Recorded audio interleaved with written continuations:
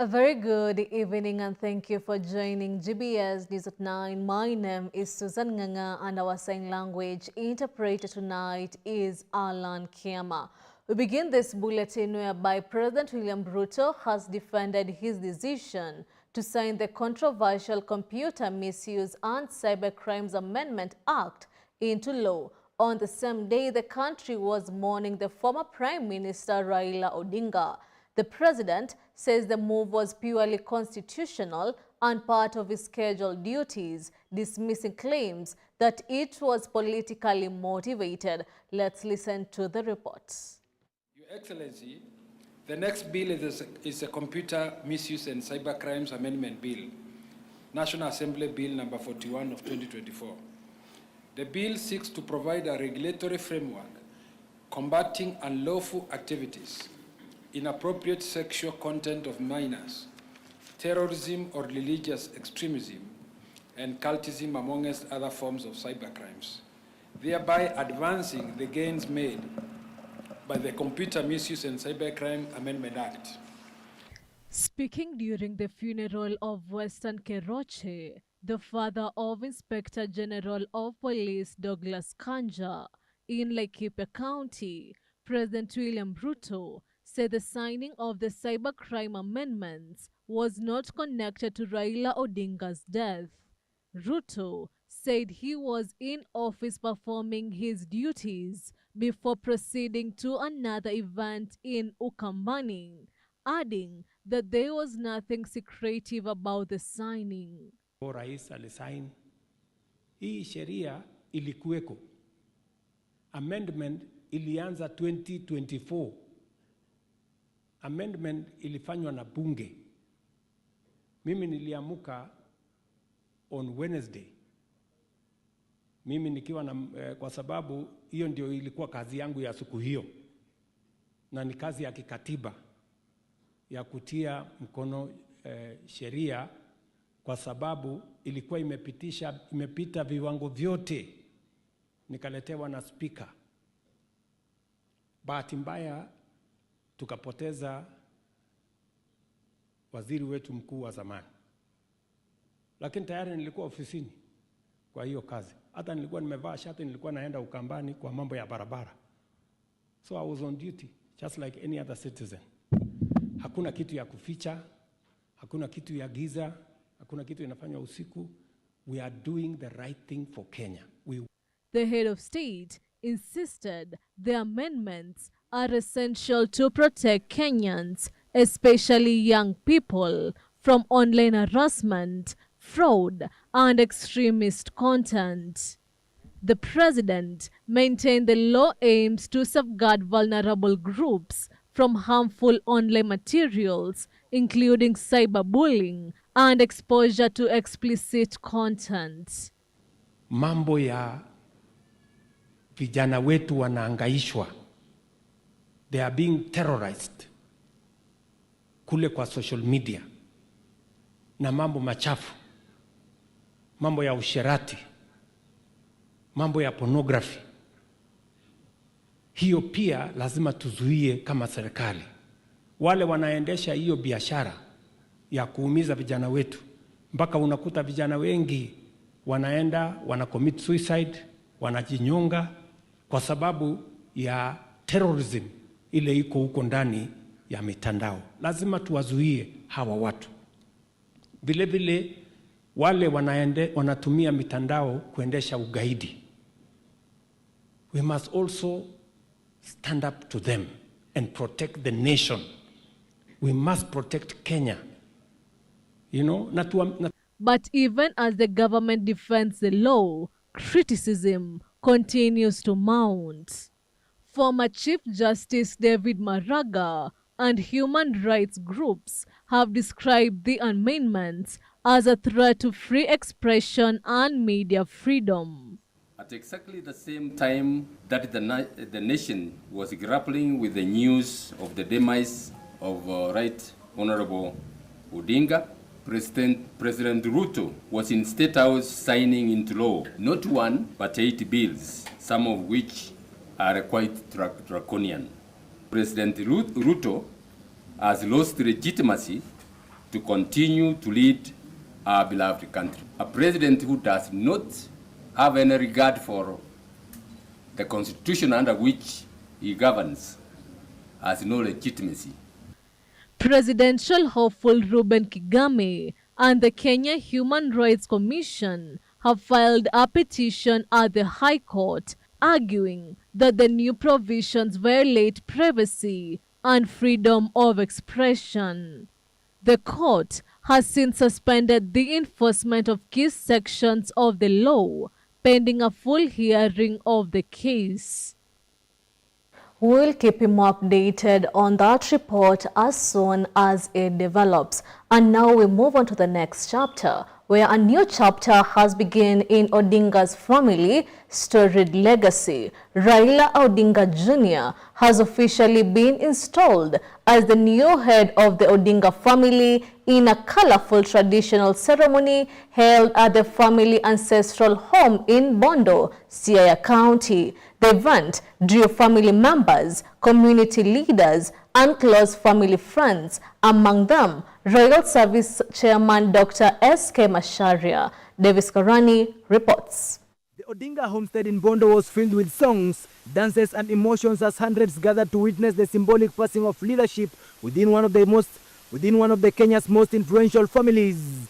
In a deeply traditional Luo ceremony, Raila Jr. was officially crowned as the new head of the Odinga family, taking over the mantle once held by his late father, the Right Honorable Raila Amolo Odinga. This is a very, very short ceremony which we want to perform here.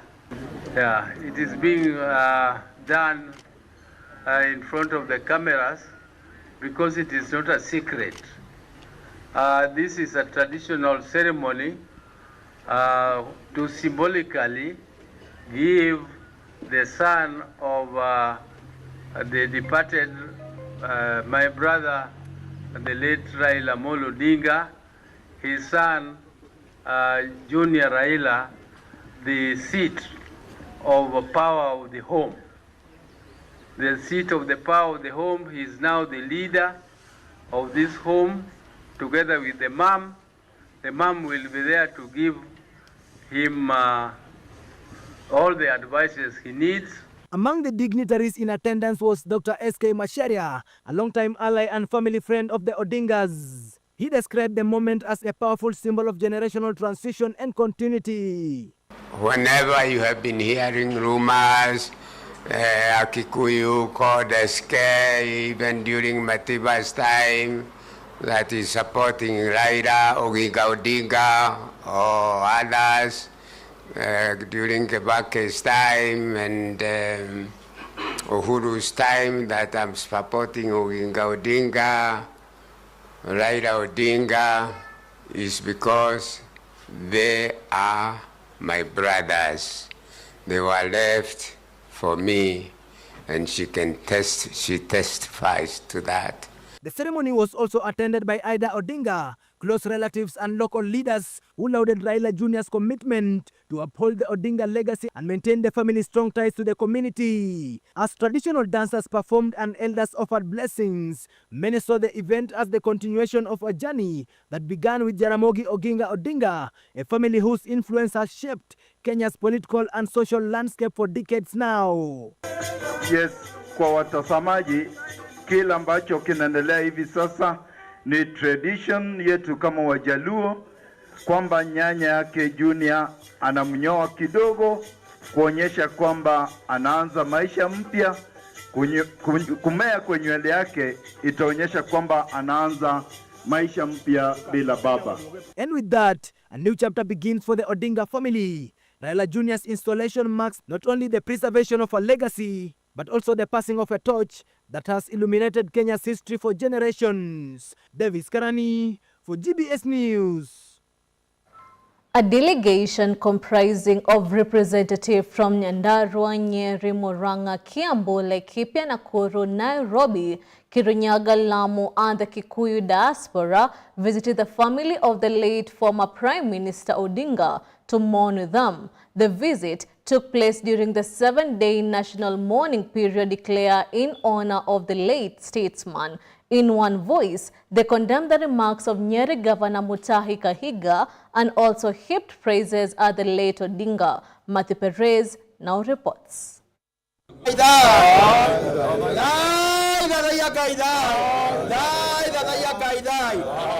the peace prevail here now and forever and evermore. Amen. Gikuyu elders today distanced the community from sentiments made by Nyeri Governor Mutahi Kahiga that seemed to celebrate the death of former Prime Minister Raila Odinga. The elders who visited Raila's grave at Kango Kajaramogi in Bondo, Siaya County, said the Gikuyu community were equally touched by the death of the former premier, who they praised as a man who stood for peace and unity of the country. I want to say that we do not in any way associate ourselves with anything negative said out there. Any sentiments, angry sentiments, insensitive sentiments said out there. As the leaders, as leaders from the Kikuyu community, we do not associate ourselves with those sentiments. We believe that Raila was, just as he was yours, he was also ours. Led by India Member of Parliament George Macharia Kariuki and the Gikuyu Council of Elders National Director for Culture Kigoshi Waimiri, the elders say that a community should not be associated with any negative and insensitive sentiment made by an individual. Macharia said Raila was at the forefront of ensuring that Kenya picked up economically and that everybody was on board in terms of development, education, health, and social growth. He said that a former prime minister had many opportunities to make Kenya disintegrate, but never misused the opportunities. Every time the opportunity presented itself, he used it to unite the people of Kenya.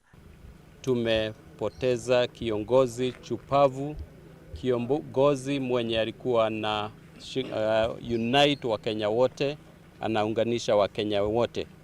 Ukifikiria Raila Odinga, you think of Raila Odinga, the one thing that comes to your mind is infrastructure.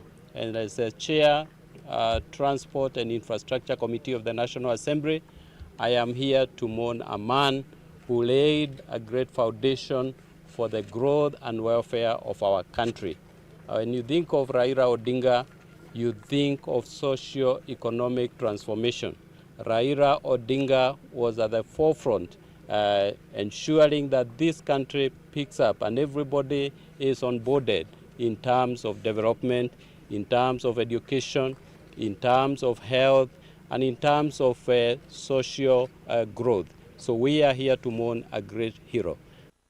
The National Director for Culture in the Gikuyu Council of Elders, Kigoshi Waimiri, said as elders from all the central Kenya counties and diaspora, they were at Kango Kajaramogi to mourn a friend of the Gikuyu. Urged Kenyans to heed Mama Ida Odinga's call for peace during the mourning period. He said Odinga was a peacemaker and wouldn't take any chances but control. Raila Odinga had many opportunities to make this country disintegrate, but he never misused those opportunities.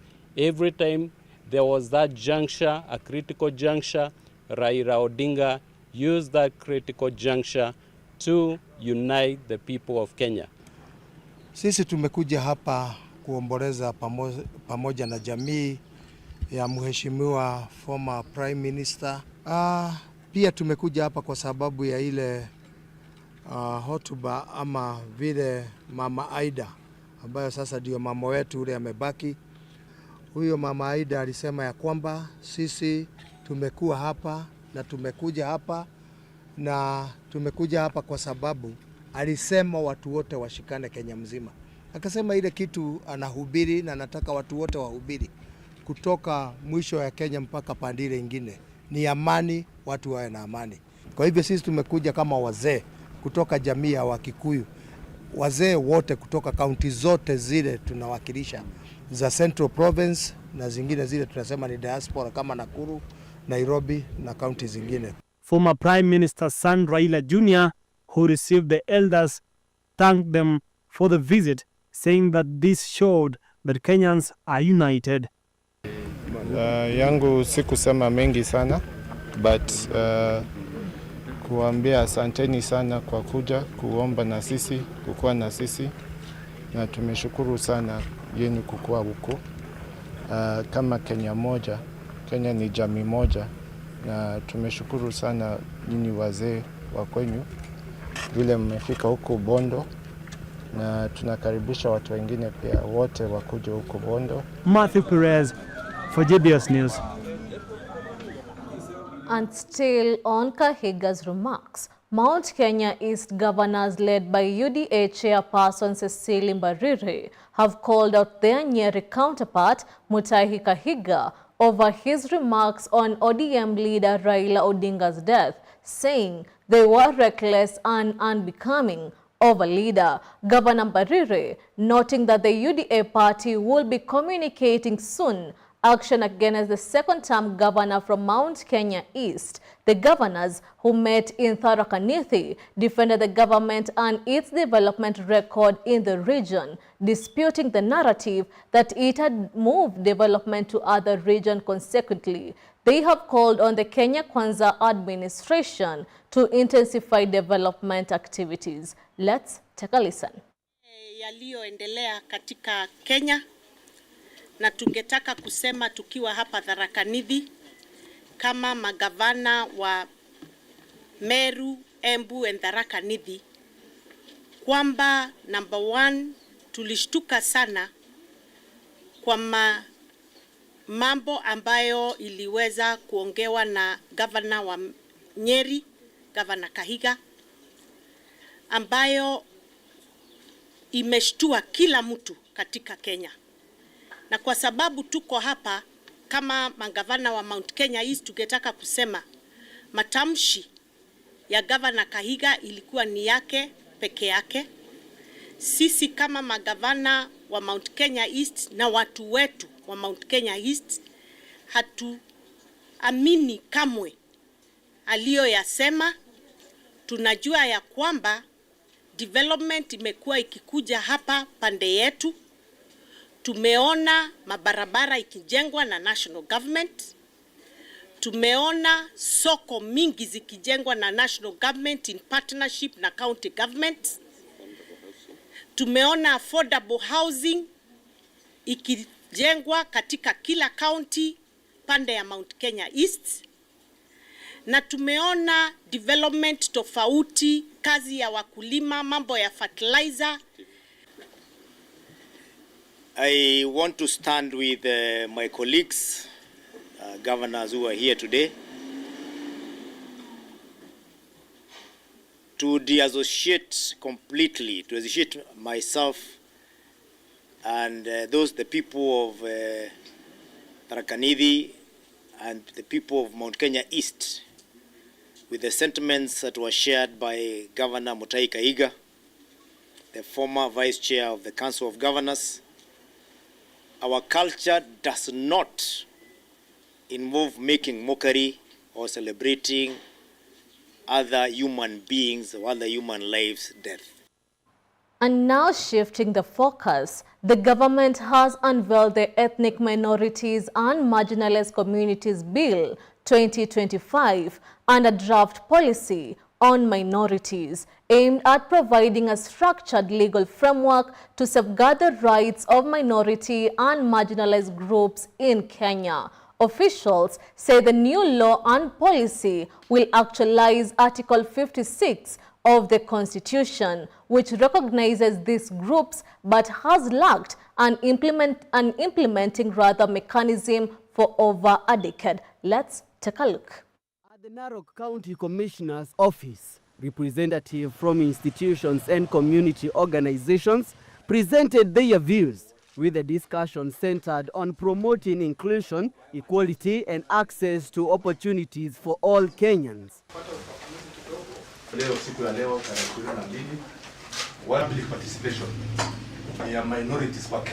Director of Governance at the Minorities and Governance Affairs Unit, Mr. Abdi Kahaya, said the absence of a legal framework has hindered the implementation of constitutional provisions recognizing these communities.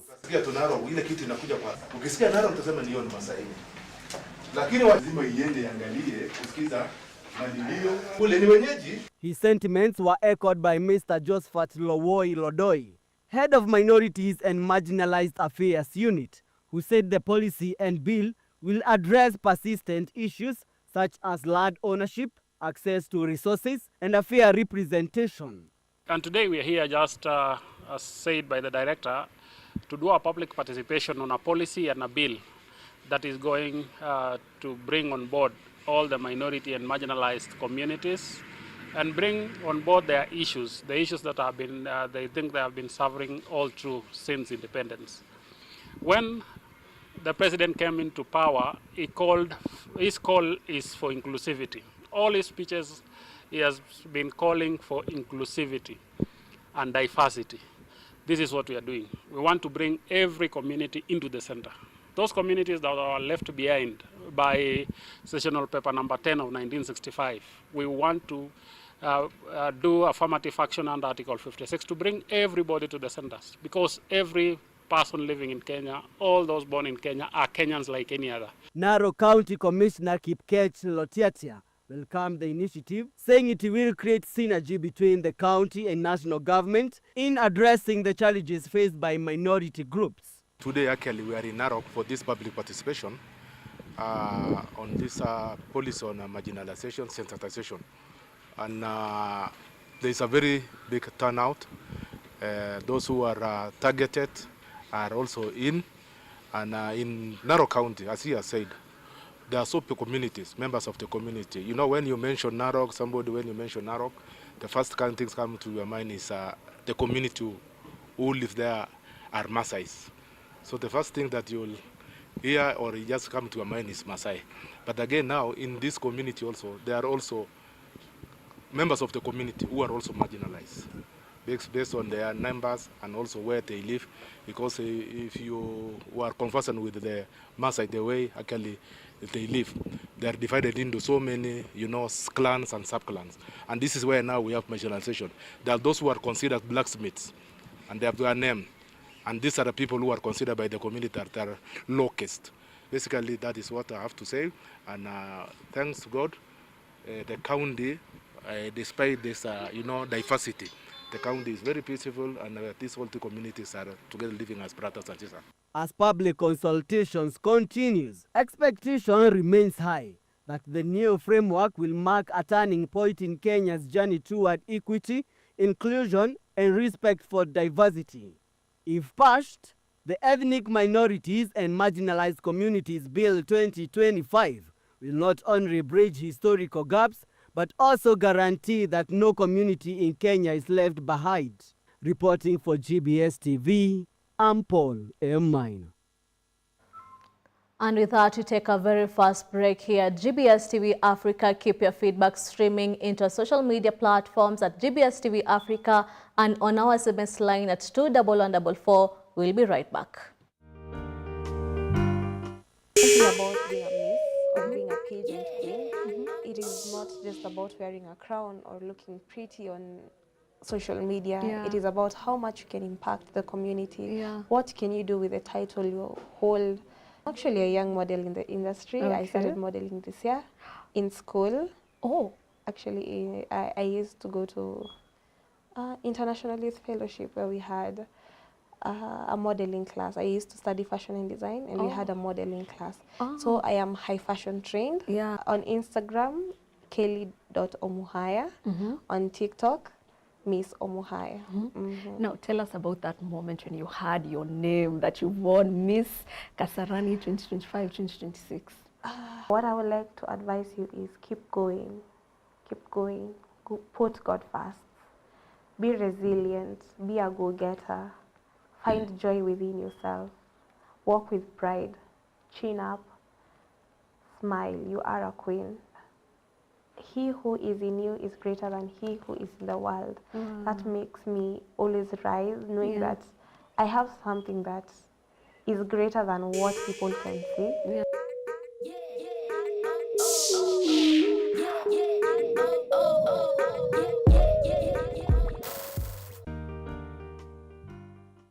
Hello, kids. Did you know a year has 31,557,600 seconds? Why do you think so? Exactly. There are 60 seconds in a minute, 60 minutes in an hour, 24 hours in a day, and 365 and 25 days in a year. We count the extra 0.25 because of leap year. When you multiply all these numbers together, you get a huge number of seconds. That's why a year feels long, but time still flies when you are having fun.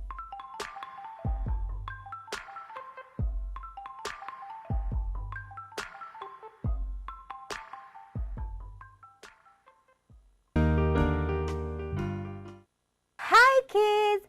Welcome to Kids Mind, where we learn, we laugh, and we explore. So kids, are you ready to listen to our today's Bible story? Are you ready to listen? You're happy and you know, clap your hands. If you're happy and you know, clap your hands. Samson was a mighty man was he. Samson was a mighty man was he. Samson was a mighty man was he. Between a want or a need, which one is more wise? Everywhere, GBS.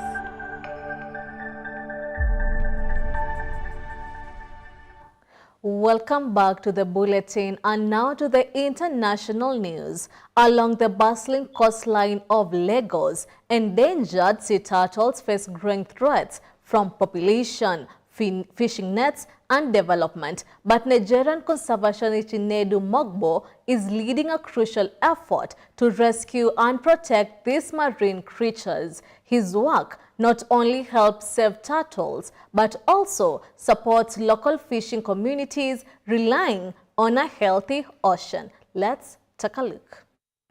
Along Lagos coastline, conservationist Chinedu Mogba is on a mission to save endangered sea turtles from threats like plastic pollution, discarded nets, and coastal development. Through his group Green Fingers Wildlife Conservation Initiative, over 70 turtles have been rescued, treated, and released back into the sea. Seeing the turtles being released back into their habitats, seeing everyone so passionate and excited, it really just showed me how important these things are. Besides releasing these sea turtles, we have combed the coastal areas and educated these fishers about the importance of conserving these sea turtles. I am not saying not everyone might agree, not everyone might cue into it, but as many as do, many communities that do, we are actively working with them. Sea turtles play a vital role in the ocean's balance, helping control jellyfish populations that can harm local fisheries. Chinedu works closely with fishing communities, educating them about conservation and providing net repair kits in exchange for protecting turtles and their nests, building a partnership that benefits both people and nature. It's quite important that we balance this system of conservation and consumption. We need to see that, teach these local people, the people in the local community, that sea turtles, yes, despite the fact that some of you may want to consume them, but they're actually a bigger source of revenue for them. Without the sea turtles, they will not be able to fish. Without the sea turtles, you have more jellyfish in your nets. So it's important that they are there to reduce the jellyfish so that you can have more fish. This is full circle for us. This is something we learn about all the time. We read about. We have encyclopedias, watch videos, and the kids are passionate about nature. But to have a space where we can actually go and participate and be one of those who are contributing to keeping the beaches clean, creating a good home for the turtles and releasing them, it's an absolute full circle moment that will stay with us forever. population remains a huge challenge. Lagos is overwhelmed with plastic waste, much of which ends up in the ocean, threatening marine life. With West Africa's coastline facing rapid biodiversity loss, efforts like Chinedu's are critical to protecting these fragile ecosystems for future generations. Elvis Muyodi, GBS News. Well, a step in the right direction indeed. And now to an update on Cameroon's election. Cameroon's top court on Wednesday rejected all petitions challenging the October 12 presidential election, clearing the way for the final results to be announced. The Constitutional Council said the petitions, which included claims of ballot stuffing and intimidation, lacked sufficient evidence. The decision is final and cannot be appealed. Opposition candidate Itza Chiroma, however, insists he won the election and refuses to accept any other outcome. He warned that if authorities choose to ignore his claims, his supporters will respond peacefully but firmly. Meanwhile, unofficial results show incumbent President Paul Biya in the lead. Protests have erupted in several cities, including Garoua, Chiroma's hometown in northern Cameroon. The council has until Sunday to officially declare the election winner as tensions continue to rise across the country.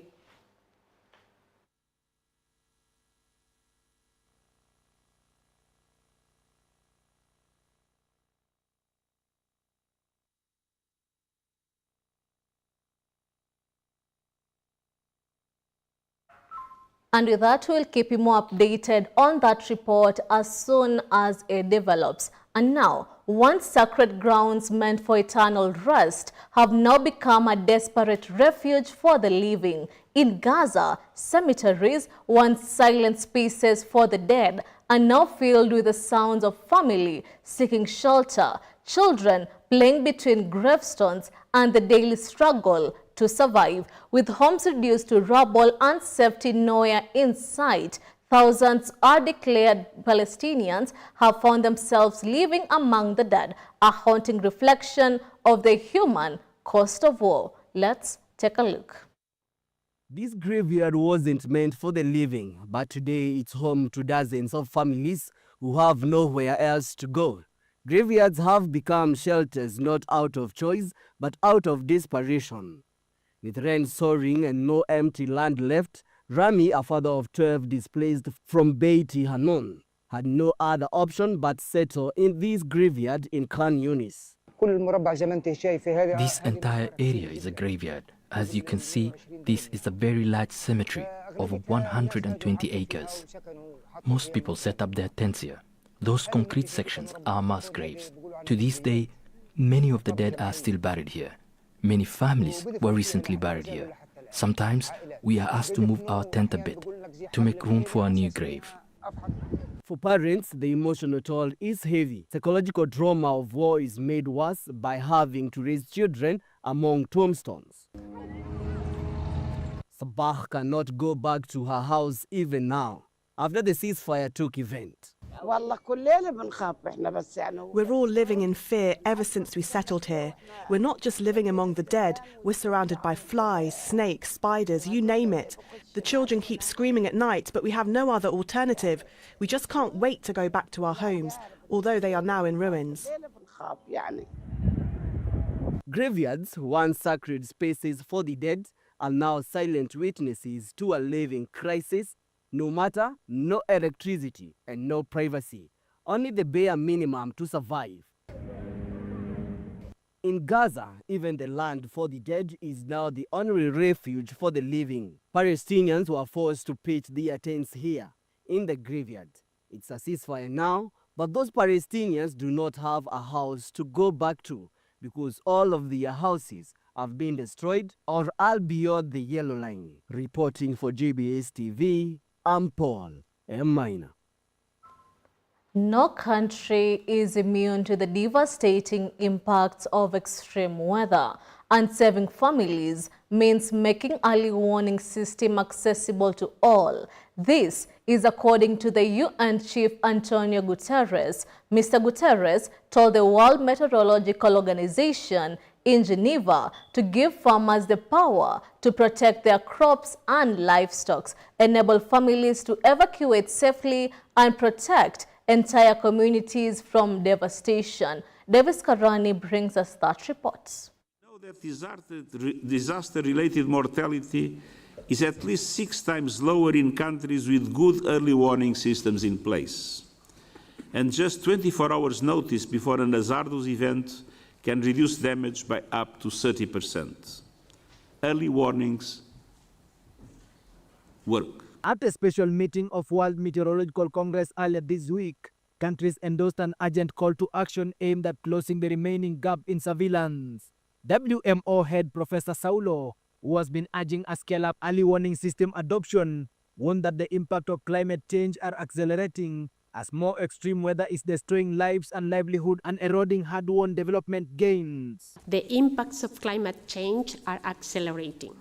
More extreme weather is destroying lives and livelihoods and eroding hard-won development gains.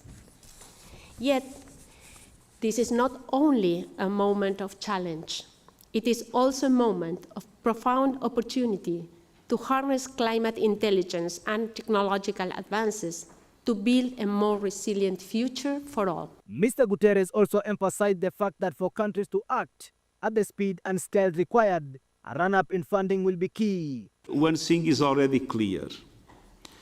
We will not be able to contain the global warming below 1.5 degrees in the next few years. The overshooting is now inevitable, which means that we're going to have a period, bigger or smaller, with higher or lower intensity above 1.5 degrees in the years to come. He also urged actions at the source of climate crisis to try to limit fast advancing global warming to 1.5 degrees Celsius above pre-industrial area temperatures, even though we know that this target will be overshot over the course of the next few years. Reaching every community requires a surge in financing, but too many developing countries are blocked by limited fiscal space, slowing growth, crushing debt burdens, and growing systemic risks. Developed countries should honor their commitment to double climate adaptation funding to $40 billion this year, and the Loss and Damage Fund needs to attract substantial contributions. Davis Karani for GBS News. In a 3-day tour to the Gulf, what experts say seem to strengthen robust stability in all spheres, from security, economy, and governance. Turkey's President Recep Tayyip and his delegation arrived in Qatar, signing a series of agreements and a joint declaration as part of the 11th meeting of the Turkey-Qatar High Strategic Committee. The world has seen the two nations playing largely in peace negotiations in the Middle East and have gained trust in the global matters mediations, in the latest being Israel-Hamas, Pakistan-Afghanistan ceasefire talks. The discussions and partnership in mega scenes to date, they have signed at least 90 agreements. Matthew Perez has the details. The Republic of Turkey's President Recep Tayyip Erdogan arrived in Doha, Qatar, alongside his delegation for a top-level meeting with Qatar's leader, Sheikh Tamim bin Hamad Al Thani. This comes as the two nations convened the 11th session of their Supreme Joint Cooperation Committee. This isn't any shocking, since for 10 years now, Istanbul and Doha have built a concrete relation beyond economy and have gone on record to sign over 90 agreements since 2014. The state of Qatar, which was the second spot for Turkey's delegates, saw Turkish Foreign Minister Hakan Fidan and Qatari Prime Minister and Foreign Minister Sheikh Mohammed bin Abdulrahman Al Thani sign vast agreements between the two countries. The meeting comes at a decisive moment as the two nations have been on the peak of the Middle East stability, especially on matters security, having already helped settle the Israeli-Hamas, Pakistan-Afghanistan wars, respectively. The talks revolve in bringing stability in Iran, Israel, Palestine, and Syria recovery, including energy, transport, and humanitarian support, not forgetting strengthening their security arsenals. Following his official visit to Qatar, President of Turkey Erdogan and his delegation departed for Oman, the final stop of his 3-day Gulf tour. Matthew Perez. And for sports lovers, it is time for your most favorite segment of the bulletin, the sports news. Let's get sporty.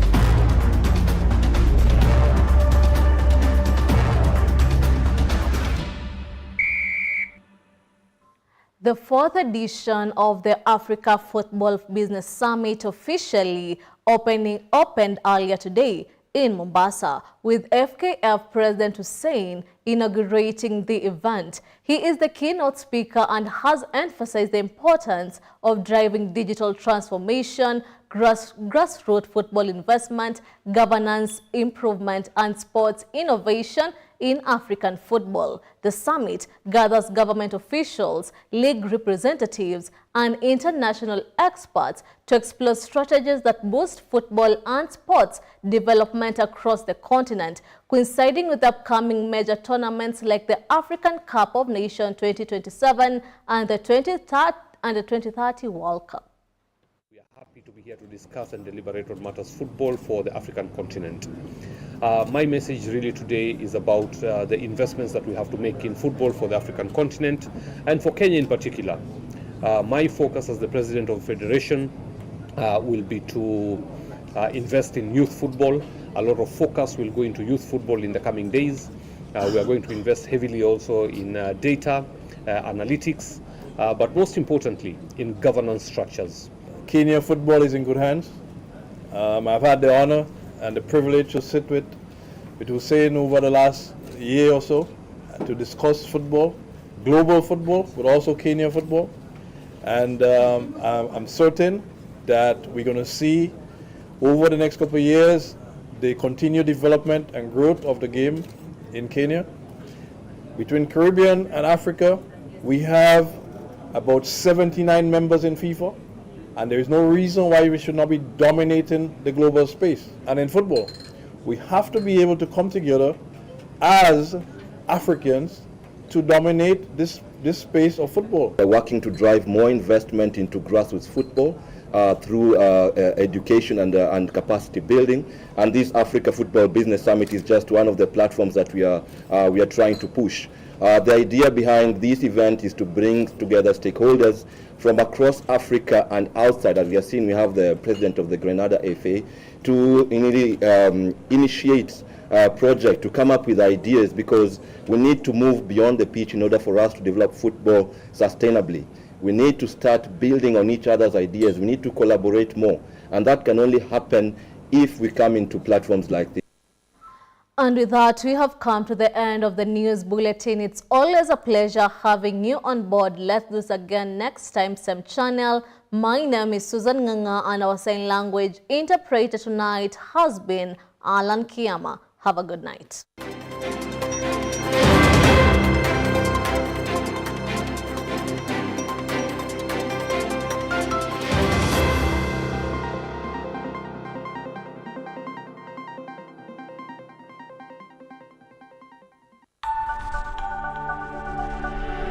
Everywhere, GBS.